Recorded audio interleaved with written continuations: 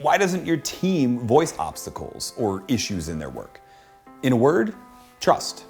Although it's a little more complicated than just one word. If you're watching this, you're probably a leader of a team that has dealt with some failures. Maybe everyone on the team is trying to shift blame to other people. Maybe they're not communicating with each other about the problem or at all. Real quick, my name is David Burkus. I study high-performing teams for a living. I've worked with hundreds of teams. I've met with dozens of CEOs. I've read the studies so you don't have to. Work dynamics are constantly changing, and I want to make sure you're prepared for that change.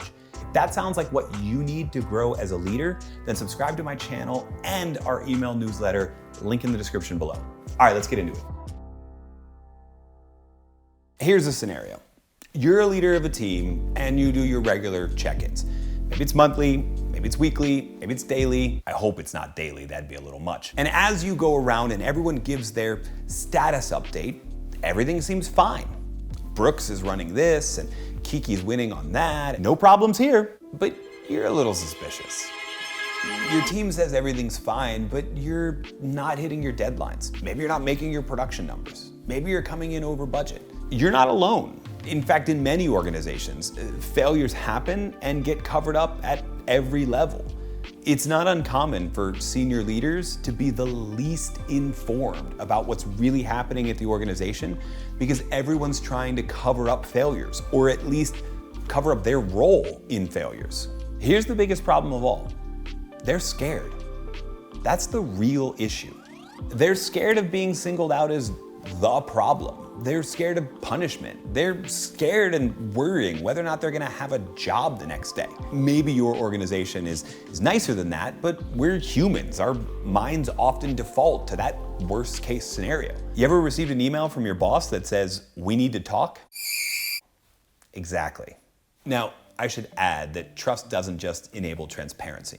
Trust on a team is also what helps team members share their brilliance, share those new ideas, that out-of-the-box thinking that we as leaders love. Without trust, people hold back their brilliance.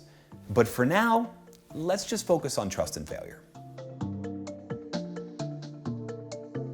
So how do we gain trust on our team? Embrace failure, celebrate failure. When you do that, you lower the pain of potential failures. I don't mean like a lame party in the break room with sheet cake. Do people still buy sheet cake? Failures are how we take a moment and examine what happened and figure out what we do differently. That's why leaders like Sarah Blakely at Spanx throw regular oops meetings where she gets the team together and talks about mistakes she or someone else made and what they learned from it. One pharmaceutical company I found in my research actually throws failure wakes for drugs and compounds that don't turn out. Yeah, failure funerals. People get together and mourn the loss of this project, but celebrate the things they learned before the failure. They might even have sheet cake. If you're wondering, we didn't always know that talking about failure was this beneficial. At least we didn't know it in the peer-reviewed scientific paper sort of way. It wasn't until the late 1990s when Amy Edmondson was doing a research study at a Boston hospital. It's all in this paper right here. Edmondson was studying the interplay between leadership quality and the performance of different teams inside of a Boston hospital. And the results were a little interesting. What she found was that teams that rated their leader higher performed better in pretty much every area except one. The teams with the best leaders had a higher than average rate of reported accidents. It's kind of a baffling finding if you think about it, right? Better leaders on better teams make more mistakes. It wasn't until she started doing interviews with various different people in the hospital that she figured out the explanation. It turned out it wasn't so much about the mistakes as the documentation. Better teams with better quality leaders were making the same mistakes as everybody else, but they weren't afraid to admit them, to document their errors. And as a result, their team learned.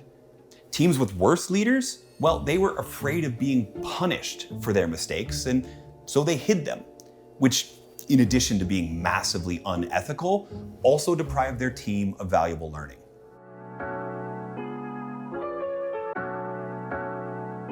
With trust, you're signaling to your team that you value what they have to say. I mean, think about it. They took a big risk in sharing that new idea or admitting that failure or giving you an uncomfortable piece of feedback that might lead to them being embarrassed or retaliated against. You have to honor that trust by taking action on the risk your team took.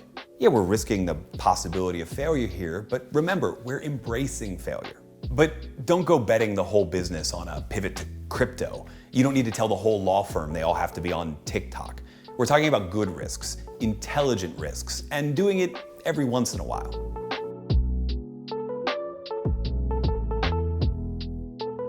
Failure is inevitable. Learning is a choice. When failures happen, well, we'll get them next time isn't going to cut it. Instead, we need to extract the lesson from the failure. Good or bad, when a project wraps up, get everyone together and ask them these questions. What was our intended result? What was the actual result? Why were they different? What will we do the same next time? What will we do differently next time? And if you want to really make it a habit, try asking at every check-in meeting 2 very simple questions. What is working well? What would be even better? Make this a habit.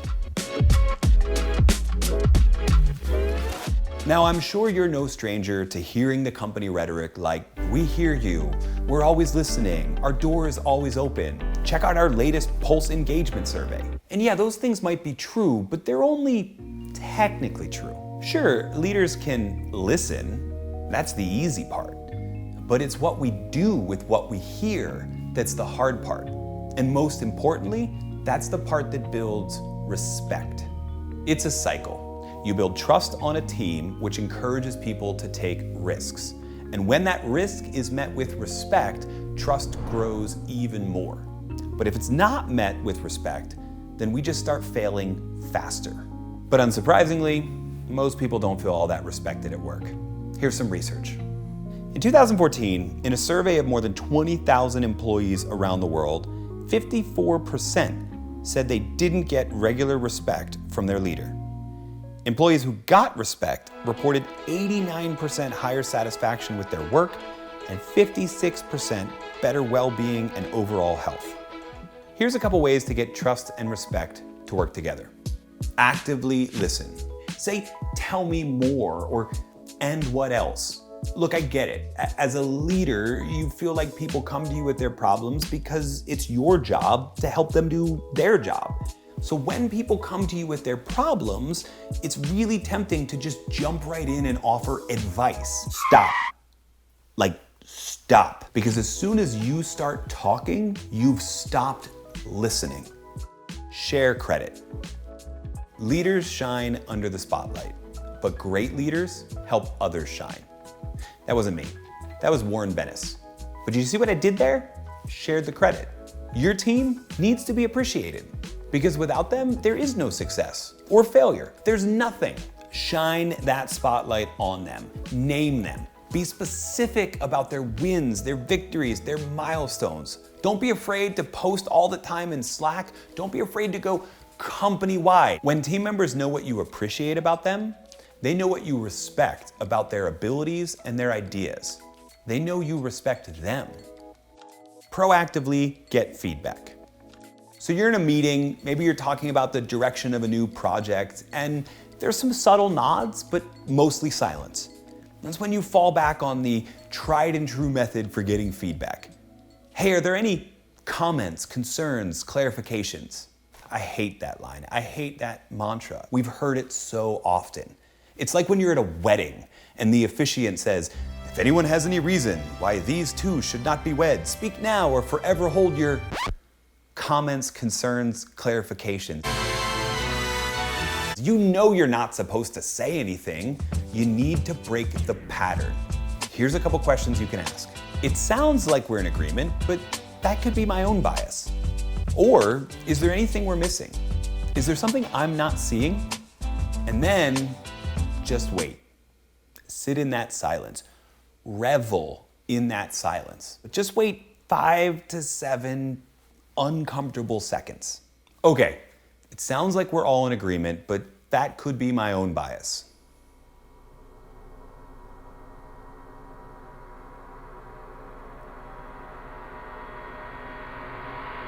Admit it, you wanted to jump right in. But sometimes you gotta hold for longer because not everyone has the same confidence to speak up instantaneously.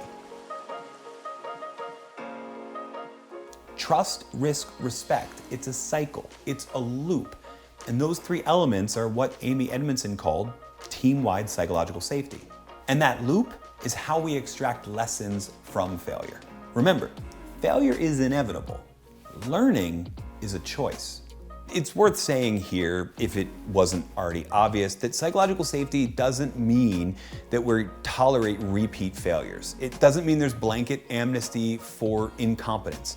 Psychological safety does mean there's accountability for results, but there's also accountability for sharing lessons in those times you can't bring results. Psychologically safe teams know that they're accountable to the team to help them learn and grow, and that sometimes talking about failure, that's how we learn and grow. And that's why high-performing teams are psychologically safe teams. At least, that's what the evidence says. If you're looking to lead smarter, then subscribe to my channel for more helpful insights. And if you've got a question or a specific problem, take the risk, leave a comment below. I'm gonna respect it by reading and responding to every comment.